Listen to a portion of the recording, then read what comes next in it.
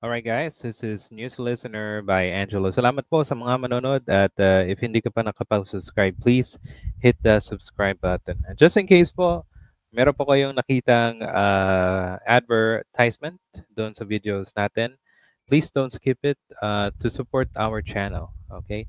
At gagamitin ko ito pang-improve ng channel ko po. Salamat po.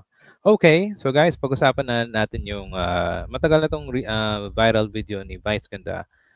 Sinabi niya, may sinabi siya about the jet ski, di ba? At bakit ko to tinalakay guys? Kasi meron akong listahan ng dapat kong italakay. Gusto ko tong at least ipakita sa mga manonood kasi meron tong meron tayong dito makukuhang paalala, okay? Kung bakit merong isang former president na nag-promise na ipagtatanggol tayo, ipagtatanggol yung ating mga mangingisda, especially doon sa West Philippine Sea. Okay, so let's watch the video. Ito ay shorts sa YouTube. Okay. Nothing beats a jet ski holiday. Right now, from Manila to West Philippine Sea by jet ski.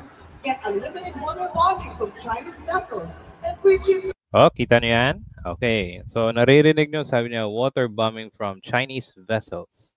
Okay. The Hague by the ICC. Promo applies to DBS only.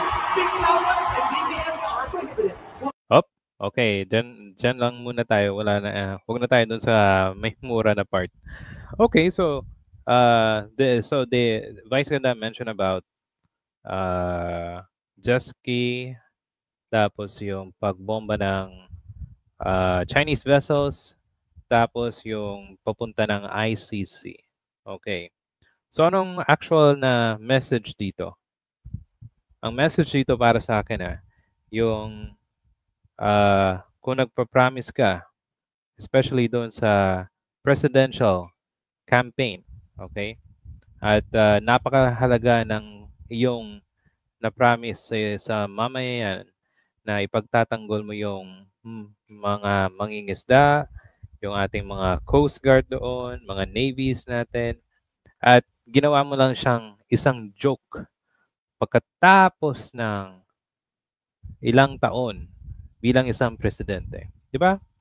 So, nakakainis, nakakagalit kasi parang yung yung respeto mo sa kanya nawala bigla kasi binabastos ko na, water bomb na yung mga Coast Guards mo.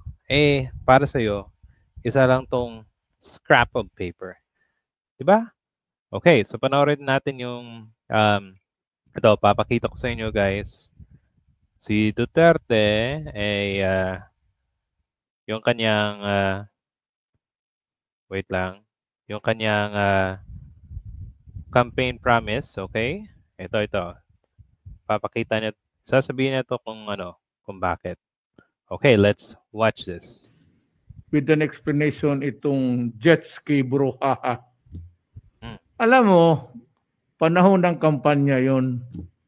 Hindi siguro sanay itong mga gago na style na... di ba? Bastos, no?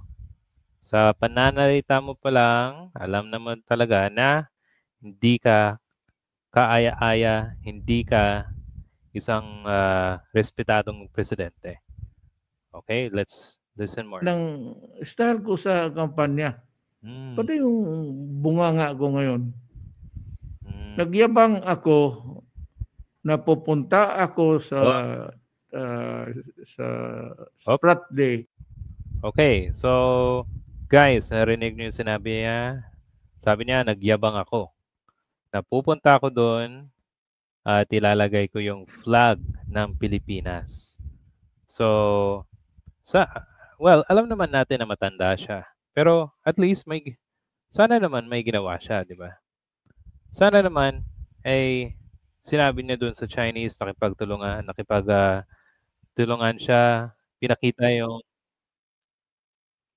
pinakita niya na sinusuportahan niya yung mga tao natin doon sa West Philippine Sea. Pero dito ay joke lang. Okay. Magdalaga ako ng flag, sakay ako ng jet ski. Nagplano ako niyan. Oh. Bumili ako ng jet ski, ang kaya ko second hand lang. Oh. So nag-order ako ng pizza hanggang ngayon. Sa inyo, may paniniwalaan nyo ba yung second hand? Ang daming pera nitong tao na to. Sa halos na yung kanyang pamilya ay nasa politika na. Ba? Hindi pa dumating since then. Walang dumating, wala akong magawa. Ngayon, pwede naman siyang umiram sa mga kilala niyang politiko, di ba? O sa mga negosyante. Oh. Secretary Lorenzana, may I ask you, how far is this Spratly from the beach of Palawan? Tingin mo, ilang... Okay, anyway. So yan ang explanation niya. Stress out niya na it was just a campaign joke. Diba? Walang kwenta. Now, ito pa another video.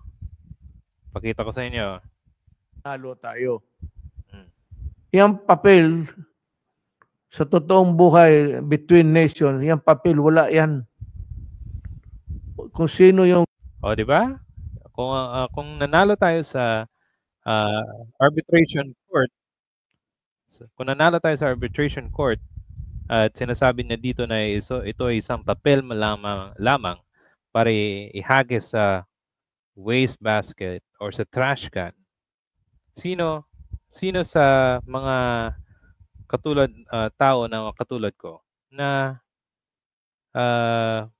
magsasabing na nasa right mind ba tong tao na to? 'Di ba? Pinalano ng previous government, ito ay nagpapatunay na yung West Philippine Sea ay legitimately atin. At siya mismo ang nagsasabi na kung pwede lang i-throw lang sa trash can, di ba? 'Di ba? Nakakagalit. Yung tigas, United States, Britain, pagka ginusto nilang gawin, tayo nanalo. Ngayon pagdating ko, ang barko nandyan sa West Philippine Sea, China boat, ship. Boat tayo ship. Wala na. Tapos sabi nila, itong papel na sa kaso nanalo tayo, ipurso mo. Pinurso ko. Walang nangyari.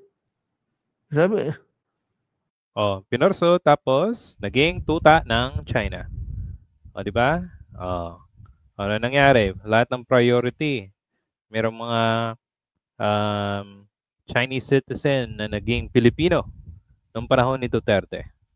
Di ba? Naging tuta si Duterte ng China. Now, saan nanggagaling yung kanyang campaign promise? Ito ay 2016. Papakita ko sa inyo guys. Last na to. Sagot kay Magcarlo ay si Mayor Duterte. Alam mo, dapat malaman natin kung saan tayo ngayon. We have submitted ourselves to an arbitration, parang korte international. Yan siya nagsabi niya we submit. And we have submitted our papers and documents, our claim. Ang China naman po has insisted sovereignty na kanila, pero ayaw nilang mag-submit sa jurisdiction. But anyway, mag-submit sila o hindi, the court or the arbitration court can go on and hear the case. Ngayon, pag sinabi panalo tayo, ayaw ng China, I will not go to war. Sabi ng dalawa. Okay. Yan ang mga naririnig natin sa kanya. Ayaw kong nanggera, blah, blah, blah.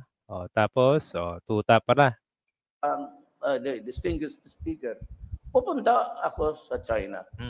Ngayon, pag ayaw nila, then I will ask the Navy to bring me to the nearest boundary dyan sa Spratly, Scarborough. Bababa ako, Sasakay ako ng jet ski, dala-dala ko yung flag ng Pilipino at pupunta ako doon sa airport nila. Tindan niyo yung reaction tapos nagsabi pa siya ng pupunta ng airport. Tapos itanim ko. Then I would say, this is ours and do what you want with me. Bahala na kayo. I would stake that claim. And if they want to, matagal ko ng ambisyon niya na maging hero rin ako. So joke time. Pagkatapos ng ilang taon, ano sinabi? Joke lang yan. Wala, hindi naniwala naman kayo. Ito yung reaction ng So, Joyce, kamusta na yung mga kababayan? Ito yung reaction ng tao na nagtanong nung anong magagawa nila sa West Philippine Sea, di ba? Okay, so papakita ko sa inyo guys kung anong reaction siya mismo, okay? After years, okay. Napagkadismaya, lalo't kabilang siya sa mga bumoto kay Duterte. Nagsinungaling naman sila sa amin. Hindi naman yung tinupad yung kanya, yung sinabi niya sa amin. Dapat, hindi yung joke na sabihin niya. Gawin niya yung sinabi niya sa akin noon. Di ba? Siya na mismo. Marap sa camera, sinabi na nagsinungaling naman siya. Sana yun ang ginawa niya nung nandun ako. Diba? Yun ang nakakadismaya. At yan ang message ng jet ski. Kasi kung ang lesson dito, pag hindi mo tinutupad yung campaign promise mo, yung mga tao sa'yo, may mga tao sa'yo na hindi na mabibilib.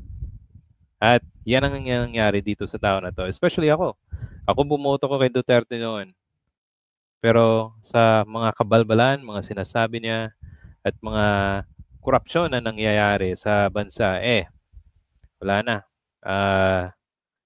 Kung sasabihin kong nagsisi ako, I will say that kasi isa ako sa mga bumoto at least nalaman na natin ngayon kung anong klaseng tao tong Duterte na to. Diba?